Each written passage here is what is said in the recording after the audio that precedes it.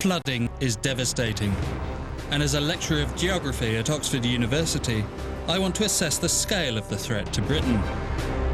In Wales alone, over 5 million people and 2 million properties are currently at risk. As global temperatures and sea levels rise, so will the numbers of those in danger. Flooding is something that we as a country need to take very seriously. It's probably the biggest impact our weather has on us in the UK. So I'm on a journey around flooded Britain to examine how this most destructive force of nature threatens both property and people. From the seething torrent in Boscastle, which swept away over 115 cars, to the extraordinary story of Carlisle, a whole city almost lost to the water. The stuff's floating about and horrible, like, river water, a river in your house. But it's not only rivers that flood. A far greater threat lies all around our coastline in the sea. When whipped up by hurricane-force winds, a tidal storm surge could one day race up the Thames and drown London. The Thames Barrier has been used more often than it's ever been before, but it's getting to the stage where it's virtually past its sell-by date.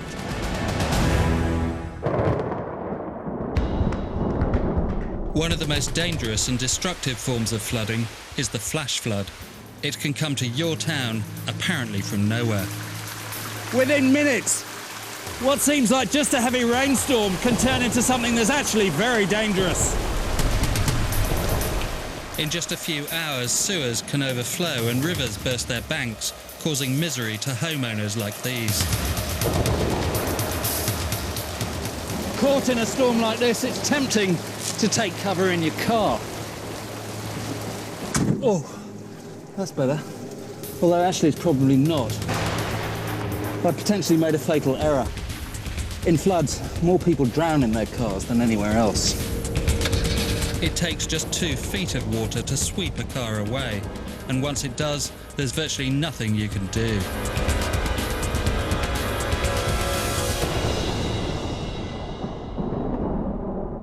Okay, cut! I said stop!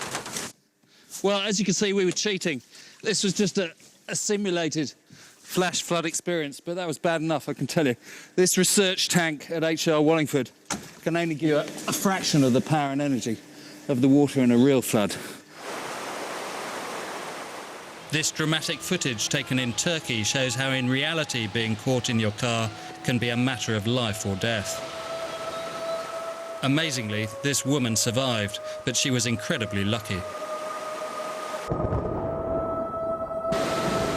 While the sight of cars being tossed around in a raging torrent may look like a scene from a Hollywood blockbuster, this became a reality for the small Cornish village of Boscastle in August 2004.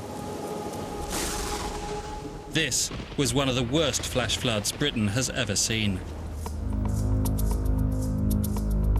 It would take just 8 hours to turn this picturesque village into a scene of total devastation. At 12 noon, a cloudburst of biblical proportions began over Boscastle. By the end of the day, it would have dumped nearly 8 inches of rain straight into its main river, the Valency. Bursting its banks, this normally innocent-looking stream sent an estimated 440 million gallons of water cascading down the main street. The volume of water that went through Boscastle was about 180 tonnes per second. That's the equivalent of the Thames flowing through Boscastle. The river was like it had been possessed or something, because it's normally just this trickling, nice little stream, you know.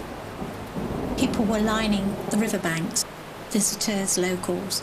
We were shouting across to the girls at Cornish Goodies, laughing about it.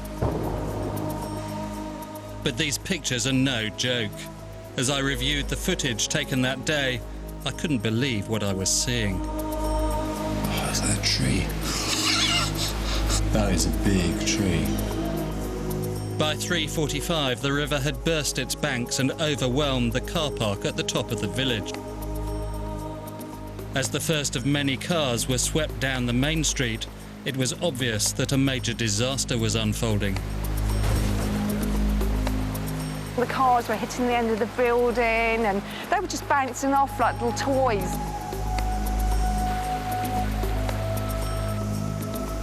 It was surreal because it was like watching a film, like you're just numb, you're kind of stunned. At 4 o'clock, the Boscastle Visitors Centre became totally cut off by the rising water. Trapped inside an attic space were 2 families with young children, the centre's staff and their manager, Rebecca David. Good afternoon, Boscastle Visitor Centre. The children were beginning to panic, so I started singing the wheels on the bus. And we got to the wipers on the bus go whoosh, whoosh, whoosh, and with that there was a huge crack and the whole building shook.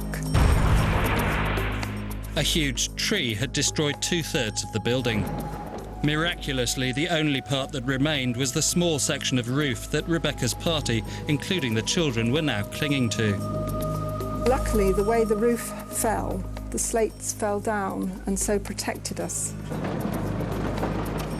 At 4:45, the first of 7 search and rescue helicopters was scrambled. All over Boscastle, tourists and residents were trapped in buildings totally overwhelmed by the water. Even the seasoned professionals were shocked by what they saw. Nothing really prepared us. Just looking down at this sea